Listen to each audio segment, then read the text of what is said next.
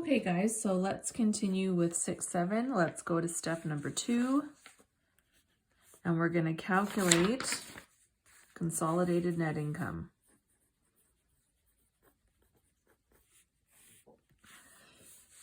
All right, so M's net income, December 31st, year 9. That was given in the question. You see that? Yeah. Okay, so what do we need to adjust here? First thing we want to look for is, did they receive any dividend income from leased? Okay, let's look and see, how are they accounting for leased? They're accounting for leased at cost. That means that they would have reported any dividends they received as dividend income. Okay, if they were using the equity method, they wouldn't have reported it as dividend income and we wouldn't have to subtract it here, but we do. So let's see about dividends. It says somewhere,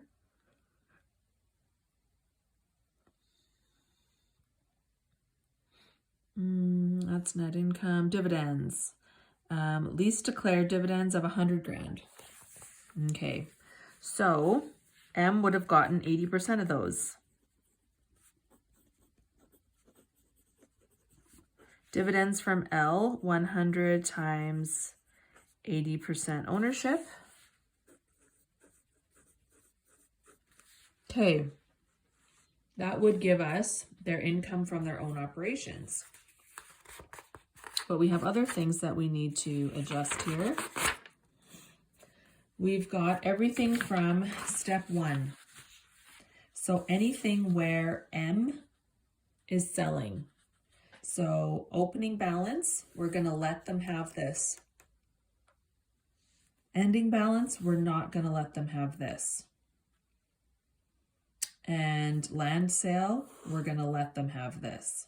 So there's 3 things. So we'll start at the top. We'll say add realized inventory profit of 37.5. Then less unrealized inventory profit. That was the ending balance one of 60. Then less realized land loss of 30. Whew, okay, so we get 867,500. Now let's go to L's net income. 400,000. Okay, what do we need to adjust from L? We always need to look at our AD amortization or impairment. Let's do that first. So during year 9, they had amortization of plant and equipment and they had impairment of goodwill. So all in all, 13,075.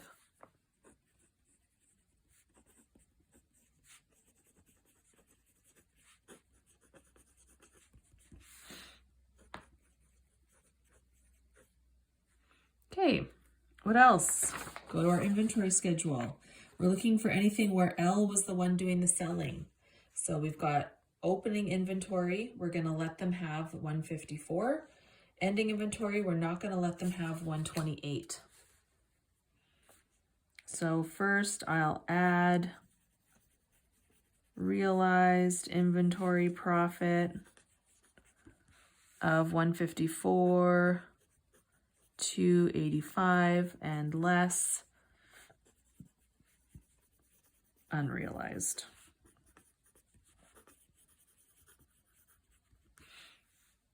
$128,570.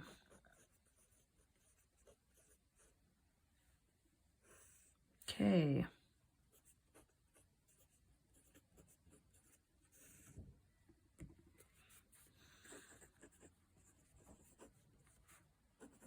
Consolidated net income, 1,280, 140.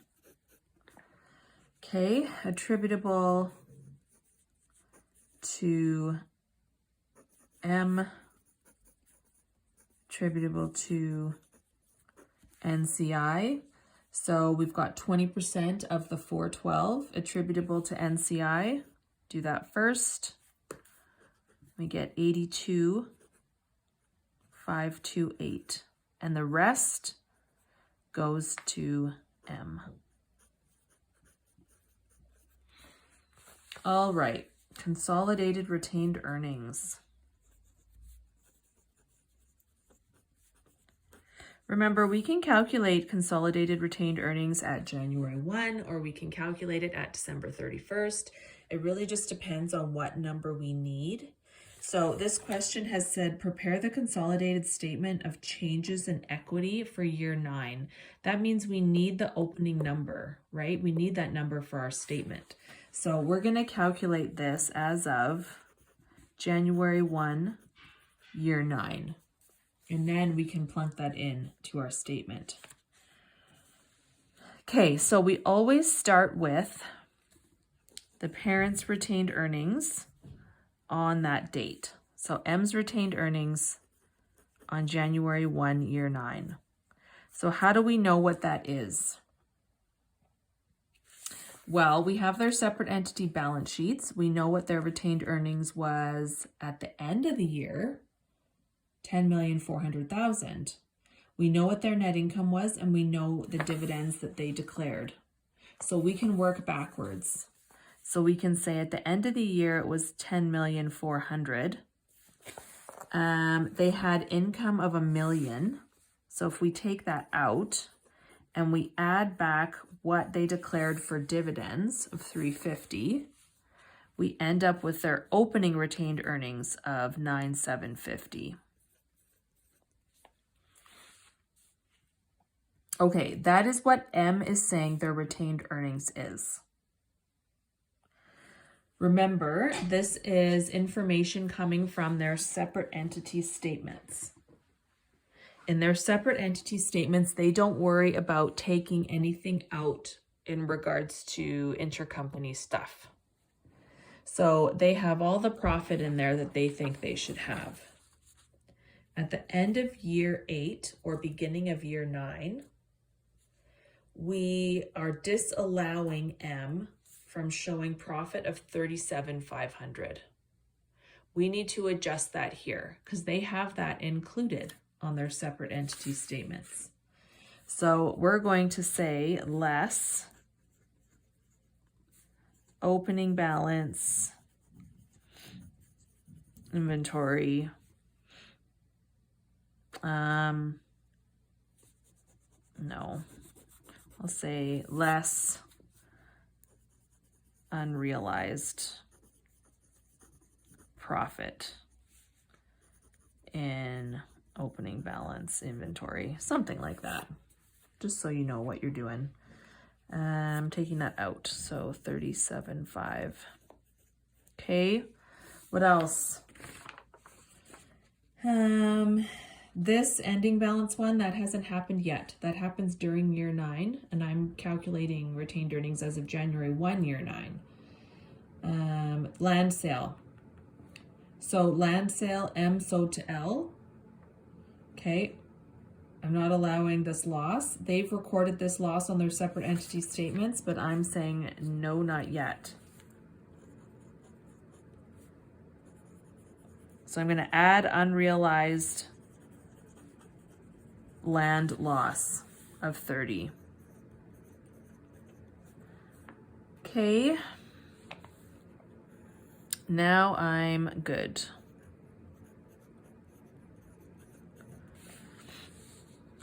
Now let's go to L's retained earnings. January 1, we're going to do the same thing. They have retained earnings at the end of 2.3. Let's take out their income of 400 and add back the dividends of 100. So 2.3 minus 400 plus 100. $2 million bucks. We always say less L's retained earnings on acquisition. And we can see from the start of the question there, from their balance sheet, that it was $1 million. So increase since acquisition, $1 million. All right. Now we have to do some adjusting. So this is what L says the retained earnings has increased to date. Of course, they're not including any of this jazz. So if we go up here, we can see they had in total AD amortization and impairment in years 3 through 8 of $108,450. I'm not including year 9 because year 9 hasn't happened yet. It's January 1st. So I'm including $108,450 only.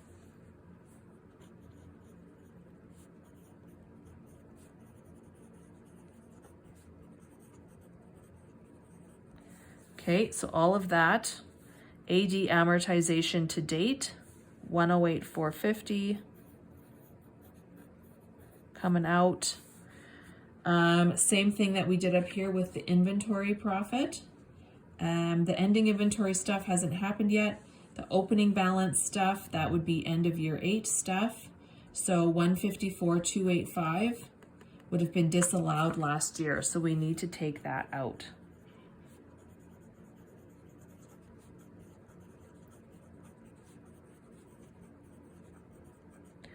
So unrealized profit in inventory, $154,285.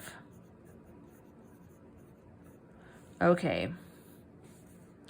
Then we get 737,265 times that by 80% ownership and get 589,812.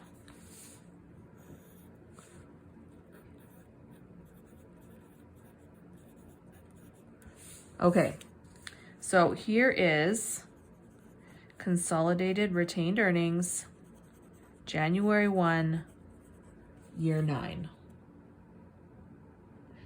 So I want you guys to remember, you don't automatically have the opening number that you need for your statement of retained earnings or statement of changes in equity, right? We had to calculate that if we're looking at our consolidated statement, right? We can't just take, M's retained earning number and start going forward with our statement. We have to calculate what that January 1 balance is, and students often get mixed up with that.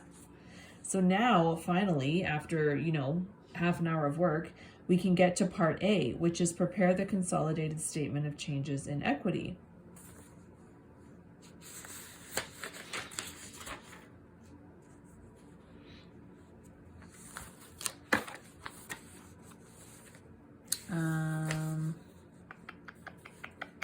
We'll just do the retained earnings section. I don't really care to do the common shares and everything. I'm not going to ask you guys to do the consolidated statement of changes in equity, meaning the shares and all of that. I just care about the retained earnings. So we're going to have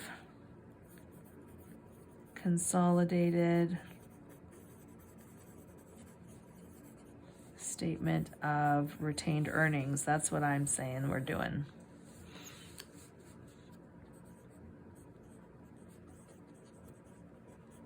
So January 1st, year 9, we figured out what it was, 10,332,312. We're going to add consolidated net income. We only want the attributable to M.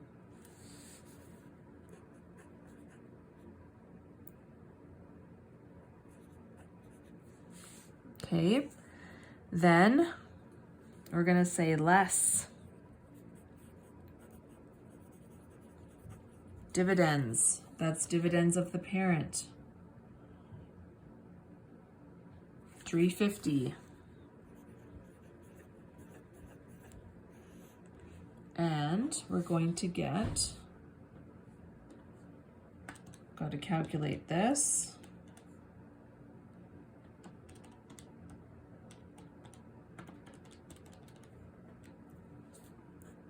$11,179,992.4. That's consolidated retained earnings. Oops, not January. December 31st, year 9. Okay, I'm going to pause the video and we will continue with the question in the next one.